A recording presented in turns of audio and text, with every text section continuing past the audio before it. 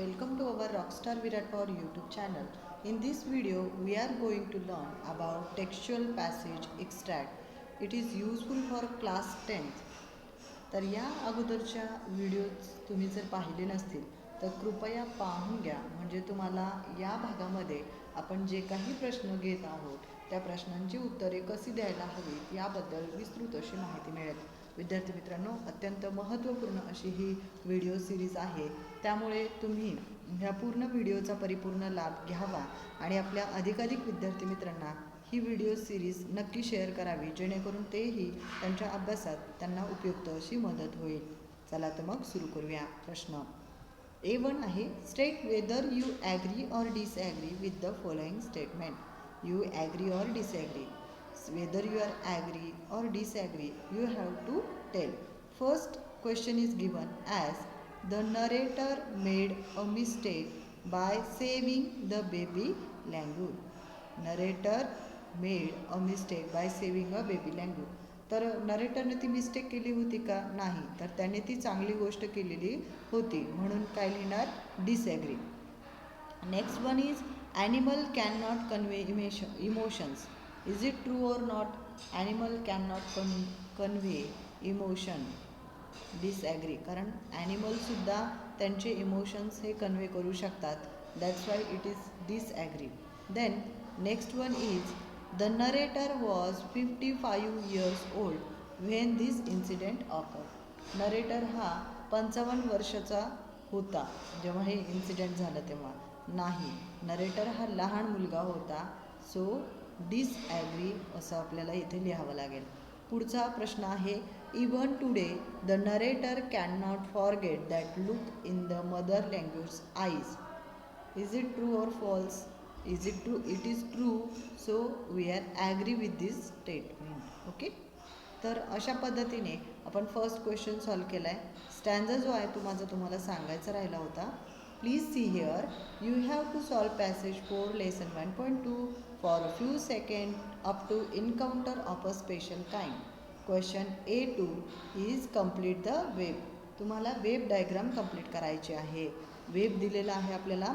Truth reveal to the narrator about animal and human relationship. Animal and human relationship. So first one is given as the incident revealed that. The incident revealed that. Incident reveal झाली. काय काय म्हणून reveal झाली? Food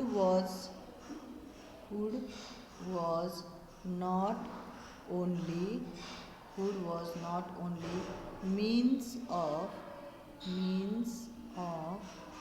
communication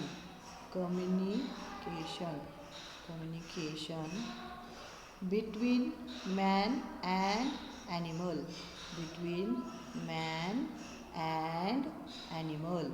Okay, then next question is there were other means too. तर अजून मार्ग आहेत. कोणते? there were others mean to establish their relationship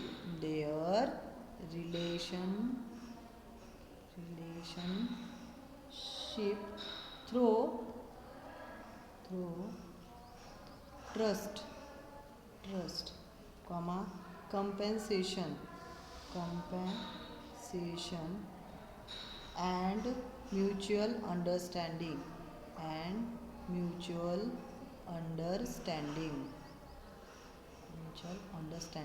Okay, in this way we have completed this wave diagram.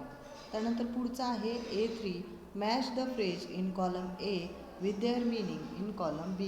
तर phrase A आणि phrase B हे तुम्हाला match करायचं आहे. तर to be overwhelmed by means what? To be affected emotionally in a powerful way असं होतं. Next is in a flash. आपण केव्हा म्हणतो? जेव्हा आपल्याला खूप घाई असते तेव्हा आपण म्हणू, किंवा पटकन कोणती गोष्ट घडली तर त्यासाठी आपण इन अ फ्लॅश वापरत असतो. So answer is very quickly. Next is strike the right chord. Means what? Strike the right chord means to do something that makes us feel. That makes us feel sympathy, अशा स्वरूपात. तर पुढचं आहे mutual trust in a powerful way. याचा अर्थ काय होणार? मग याचा अर्थ होतो belief felt by emotionally, belief felt equally by both people involved is called as mutual trust. त्यानंतर पुढच्या प्रश्नाकडे वळूया. That is A4. It is given as do as directed and question is like I can't forget that look in her eyes. आणि इथे आपल्याला add a question tag करायचं आहे. तर आपल्याला इथे हेल्पिंग वर्ब आणि इथे आपल्याला याचा सब्जेक्टसुद्धा माहिती आहे. सो इथे आपण घेणार I can't forget that look in her eyes आणि काय करतो आपण कॉमा देऊन मग इथे कांट आयचं कॅन आय, कारण आपण इथे होकारार्थी करत असतो आणि पुढे पण प्रश्नचिन्ह देत असतो. यामुळे कॅन आय आणि क्वेश्चन मार्क असं होणार. तो नेक्स्ट क्वेश्चन घेऊया आपण. B. I was overwhelmed by the emotion. आपल्याला याचं काय करायचं? Change the voice and begin with the emotion. तर पहिलं जर आपण the emotion ओव्हरहेल्म्ड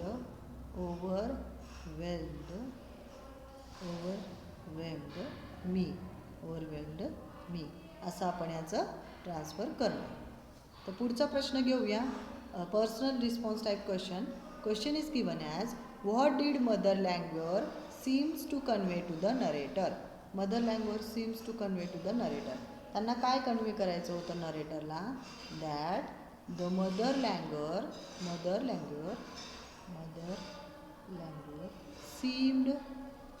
seemed to convey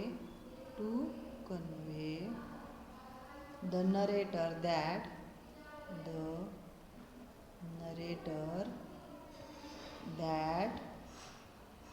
she was very grateful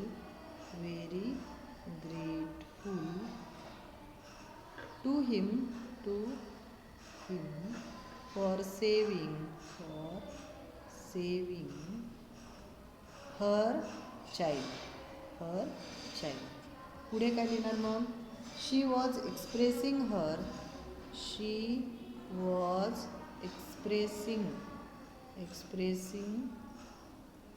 her big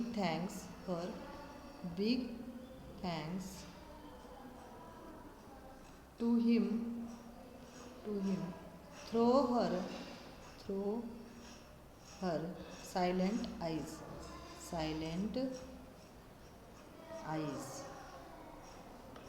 Her eyes showered silent gratitude. Her eyes showered silent gratitude. Spellings तुम्हाला व्यवस्थित लक्षात ठेवायचे. Silent gratitude for the narrator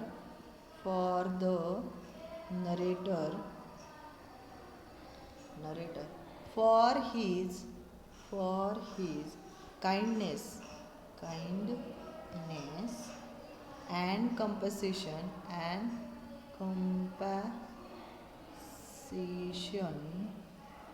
The narrator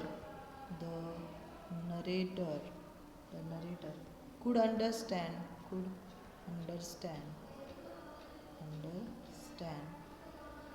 her feelings,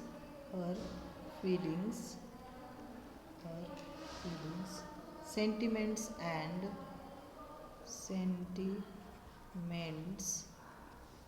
and the way of thanking him through her eloquent eyes. Through her eloquent eloquent eyes. तर अशा पद्धतीने आपण ह्या passage सोडवलेला आहे. तर आपल्या अधिकाधिक विद्यार्थी मित्रांना हा व्हिडिओ नक्की शेअर करा, जेणेकरून ते पण यातून अभ्यास करू शकतील. आणि तुम्ही अजून कोणते कोणते पॅसेज सोडवले ते सुद्धा कमेंट बॉक्समध्ये नोंदवायला विसरू नका. धन्यवाद.